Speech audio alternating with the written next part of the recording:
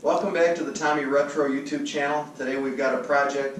We're going to be installing a new sink in this new countertop area. So we've got it prepped. We cut the hole in the laminate, and we've also cut away the portions of the cabinet that were in the way of the sink. So that's all been done.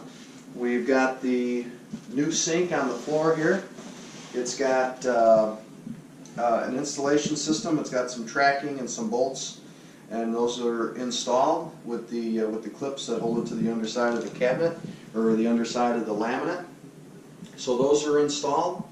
So what we're going to do now is we're going to apply a bead of sealant around the outside edge of where the sink is going to sit. So we'll go ahead and do that, and then we will place the sink over the top of it. Okay, so we're going to go ahead and put a bead of sealant around the where the sink goes. So, you know, we look at it, there's about a 3/8 of an inch overlap here, so we're just going to go right along the edge. Alright, just like so.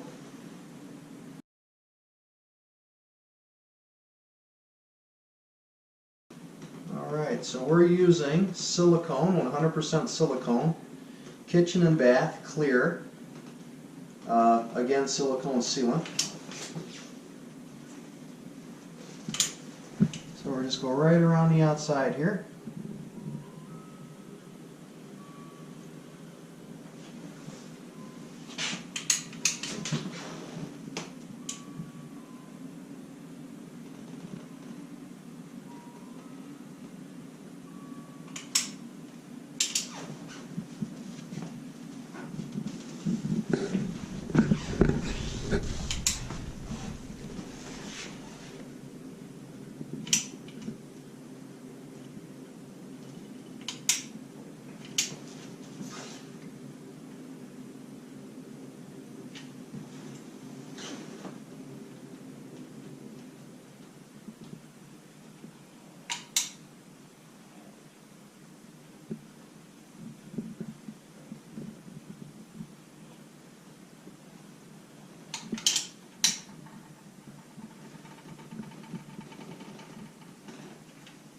Alright,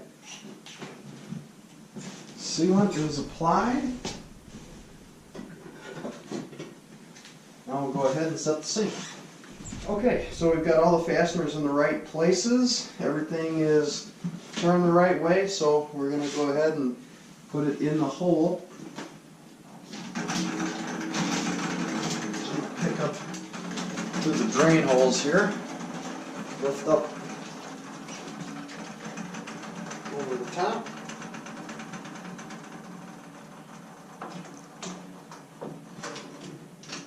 Alright, so sink's in. We'll show you what we did.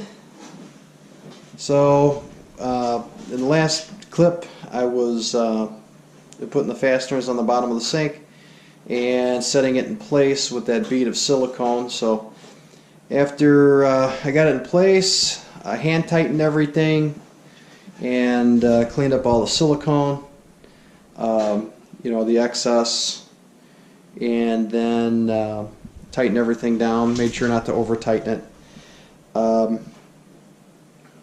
Then we did the faucet. So the faucet was part of that kit, so it's just got that the one hole there. It's got a threaded rod comes out the bottom, and tighten that up, and then the soap dispenser over there on the right. So if we come down here, we'll take a look at what we did underneath here, so you can see the installation. So the I don't know if you can see it up in there, but just that single base, got one single nut on it for the faucet, keeping it tight. So got that, hooked up the water supply lines to the new angle stops that I put in a little bit ago, and then you can see the new plumbing arrangement. So put in this I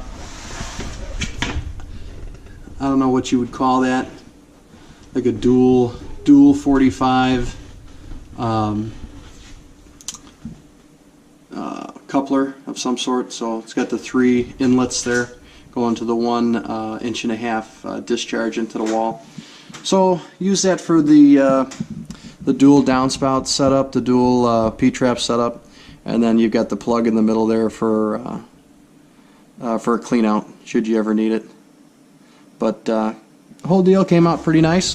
Just did the testing. Had a little bit of a leak from one of the drain baskets and had to tighten that up. That was kind of a chore. It kept wanting to turn on me, but came out pretty darn nice. You know, drain baskets went in. Just remember a little bit of plumber's putty. Got to knead that around the top before you set them in there. But other than that, pretty straightforward. Came out pretty nice. This is the sink kit that we're installing today. This is Moen, and it's this, I believe this is the model number down here, this Lodi 21595, but that is the sink kit that we're installing today. Tommy Retro here again. Now we're going to tackle the microwave project. So we've already used a template, which is over there. We used a template that was supplied with the microwave and marked out the wall. So the lower mounting plate is going to go in this lower section right here. So I've got that all set. I've pilot drilled some holes so you can see where that's going to be and mark the bottom of the template. So now I'm going to go out to the garage, and my construction screws I'm going to use, the heads are right at the point where I think they're too small and might slip through this bracket. So I'm going to go out and see if I can find some small washers, and then I'll be right back. Get this mounting plate up there, and then we can, there's another template to mark out the top of the cabinet. So we'll get this mounted, and then we'll mark the top of the cabinet. We'll go from there. Okay, so we've got the wall plate mounted. So they recommend lag screws. I didn't have any, so I just used construction screws. I doubled up on the number, and then I used some washers so the heads wouldn't pull through the bracket. So got those mounted. Hit 3 studs here, 2 screws in each stud. Used 2.5 inch number 8 construction screws, so that's plenty. Should be able to do chin-ups off of it. Used the another template, which is right here on the upper cabinet. So use that to drill the hole for the power supply, or the power cord there, and then the 2 smaller 3/8 holes that'll actually hold the microwave oven in place. So we've got the mounting bracket on, we've got the holes drilled. I'm going to get the microwave and dry fit it and see if those holes line up and put the fasteners in. Alright, so the microwave is in place. It hung right on that bracket on the wall, swung it up into place, had to maneuver the cord through the hole as it was being tilted up into place. It's plugged into the outlet there. So two bolts just come down through the top of the cabinet to support it with washers. Got those tight and plugged it in, set the time, and put all the accessories in the oven there. So it just has a little, you know, the glass plate there that everything spins on with the wheels and all that. So put that in, took the rest of the plate or the plastic off, and I'll say it turned out pretty darn nice.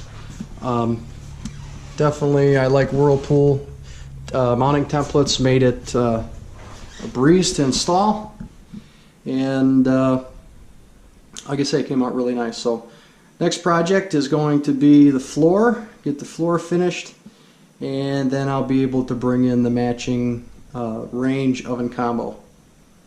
Thank you for watching.